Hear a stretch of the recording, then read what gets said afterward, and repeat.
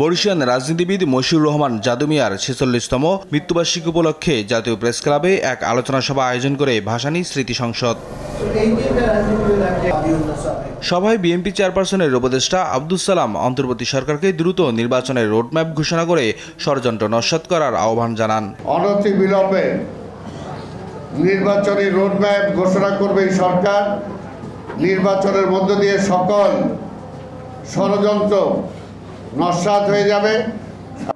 আর বিএনপির vice chairman Shamsuzzaman দুদু বলেন, মশিউর রহমানের রাজনীতিকে ধারণ করলে ফ্যাসিবাদ ও বিদেশি শক্তিকে রুখে দেওয়া যাবে। আজকে মশিউর রহমান জাদু ভাইও নাই, শহীদ জিয়া রহমান নাই, কিন্তু তাদের প্রদত্ত যে রাজনীতি, সেই রাজনীতিকে আমাদের ধারণ করতে হবে। এই ধারণ করতে পারলে ফ্যাসিবাদকে আমরা রুখতে পারবো। আমরা বিদেশি শক্তিকে আগ্রাসন থেকে বাংলাদেশকে রক্ষা করতে পারবো। আরেক ভাইস চেয়ারম্যান বরকতুল্লাহ বুলু বলেন, দ্রুত নির্বাচন না দিলে ফ্যাসিবাদ মাথাচাড়া দিয়ে উঠতে পারে, আর তাতে কোনো অনাকাঙ্ক্ষিত ঘটনা ঘটলে এর দায় অন্তর্বর্তী সরকারকেই নিতে হবে। যত দ্রুত বাংলাদেশে নির্বাচনের রোডম্যাপ দিবেন, তত দ্রুতই আপনার বাংলাদেশে একটি গণতন্ত্র এবং বাংলাদেশ একটি স্বস্তি ফিরে আসবে।